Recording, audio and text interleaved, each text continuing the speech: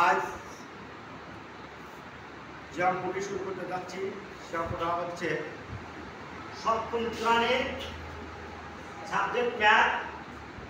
9.2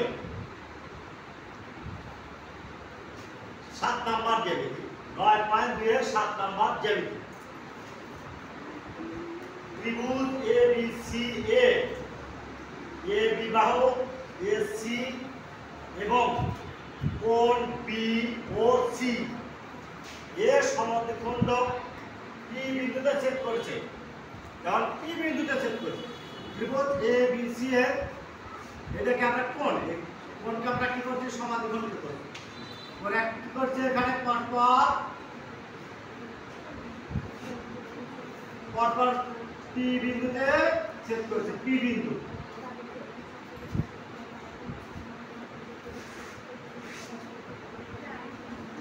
বিন্দুতে ছেদ করে ACBA কোণের সমাধিখণ্ড পরপর P বিন্দু মানে সমাধিখণ্ড মানে কোণটার অর্ধেক এই B কোণের অর্ধেক এবং C কোণের অর্ধেক পরপর P বিন্দুতে ছেদ করেছে। সমাধিখণ্ডকের অর্থ B এর অর্ধেক এবং C অর্ধেক সমাধিখণ্ড তাহলে PBC ছেদ করছে। প্রমাণ করতে হবে যে এই P বিবাহুটা এই PC এর চেয়ে বড় PC বাহু অপেক্ষা বড় অর্থাৎ P বিবাহু গ্রেটার দ্যান PC বাহু PC বাহুর চেয়ে বড়। তাহলে এখন আমরা প্রমাণ করি এটা আমরা প্রমাণ করি যারা যে কথাগুলো বলছে সেই কথাকে আমরা প্রমাণ করব। এখন প্রমাণ সমাধান দেওয়া আছে ত্রিভুজ ABC এ বিবাহু গ্রেটার দ্যান AC বাহু এ বিবাহু থেকে এই বাহুটা ছোট অর্থাৎ এ বিবাহু বড় আর এই P বিবাহুটা ছোট এ এবং C এবং কোণ B ও কোণ C এর সমদ্বিখণ্ড যথাক্রমে PB এবং CP পরপর P বিন্দুতে ছেদ করছে। এই PB বাহুটা ABC এর সমদ্বিখণ্ড এবং ACB এর সমদ্বিখণ্ড পরপর PB এবং PC অর্থাৎ P বিন্দুতে কি করছে ছেদ করেছে। পরপর বিন্দুতে ছেদ করে প্রমাণ করতে হবে যে এই PB বাহুটা এই PC বাহু থেকে বড় অর্থাৎ একটা ত্রিভুজ এটা কি বিষম বাহু ত্রিভুজ। এই ত্রিভুজটার নাম কি বিষম বাহু ত্রিভুজ কারণ তিনটা বাহুই অসমান। এই AB বাহু BC বাহু এবং AC বাহু তিনটা বাহুই অসমান। যে ত্রিভুজের তিনটা বাহুই অসমান তার করা গিয়ে বিষম বাহু ত্রিভুজ। এই বিষম বাহু ত্রিভুজ এই বাহুটা বড় যার বাহু বড় তার কোণ ছোট যার কোণ ছোট তার বাহু বড়। এই কথাটা আমাদেরকে সব সময় মনে রাখতে হবে। প্রমাণ যেহেতু P বিবাহু কোণ B এর সমাধিখণ্ড এই P এর সমাধিখণ্ড এই P বিবাহুটা B কোণকে কি করছে সমাধিখণ্ডিত করছে একবারে দ্বিখণ্ডিত করছে অর্ধেক। সুতরাং আমরা দেখতে পারি PBC অর্থাৎ এই কোণটা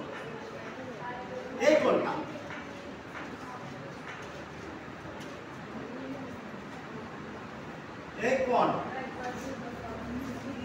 PBC হাফ অফ কোণ ABC হাফ কোণ ABC কারণ ABC টা পুরো কোণ তাকে অর্ধেক কাটে আমরা অর্ধেক করছি অর্ধেক করে কি করছি PBC তে রূপান্তরিত করছি এবং PC এই PC কোণ C এর সমাধিখণ্ড C কোণ C এর সমাধিখণ্ড এই কোণের সমাধিখণ্ড পুরো কোণের সমাধিখণ্ড এই পুরো কোণের সমাধিখণ্ড। সুতরাং পিসিবি অর্থাৎ এই কোণটা শুধু এই কোণ এইটুকু শুধু এই কোণটা কি করছে শুধু এই কোণ এই কোণ হাফ অফ কোণ এসিবি অর্থাৎ এসিবি পুরো কোণ এসিবি পুরোটা কোণ এই কোণ থেকে আমাদের কোণ পিসিবি অর্থাৎ এসিবি এর অর্ধেক কোণ লিখে পিসিবি আবার ত্রিভুজ এবিসি এর এবি বাহু গ্রেটার দ্যান এসি বাহু মানে এবি বাহুটা এসি থেকে বড় সুতরাং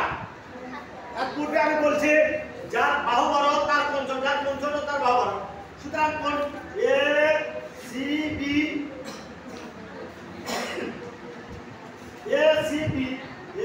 গ্রেটার দ্যান কোণ এবিসি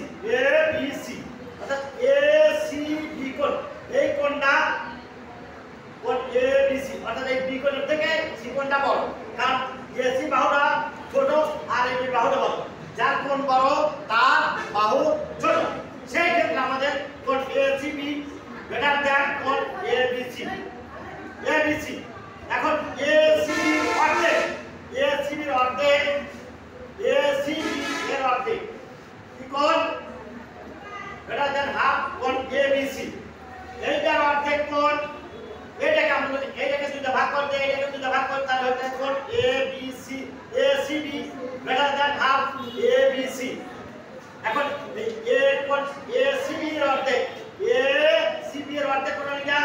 পিসিবি এই কোণ পিসিবি গ্রেটার দ্যান এই কোণ এবিসি এর অর্ধেক কোণ লিখা এবিসি এর অর্ধেক কোণ লিখা পিসিবি আমরা পূর্বে বলে আছি যে অর্ধেক তাই না এই দেখেন আমরা প্রমাণ করছি পিসিবি হাফ অফ এসিবি আবার কোণ পিবিসি ইকুয়াল হাফ অফ কোণ এবিসি সেই ক্ষেত্রে আমাদের এই কোণ সমান আমরা লিখতে পারি কোণ ACB greater than half of SBC বা কোণ পিসিবি এই কোণ সমান অর্থাৎ এই কোণ মানে এই কোণটা এই ছোট কোণটা এই পুরো এসিবি কোণের অর্ধেক এবং এই অর্ধেক কোণটা এবিসি কোণের অর্ধেক সুতরাং কথা আছে যার কোণ বড় তার বাহু ছোট যার বাহু ছোট তার কোণ বড় সুতরাং পিবি এই পিসি কোণটা বড় তাহলে তার বাহু পিবি বাহুটা ছোট এবং পিবিসি বাহু কি কোণ ছোট সুতরাং তার বাহু ছোট পিসি এর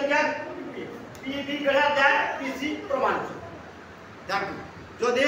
কোনো ভুল ভ্রান্তি হয়ে থাকে এখানে সবাই ক্ষমার দৃষ্টিতে দেখবেন ধন্যবাদ।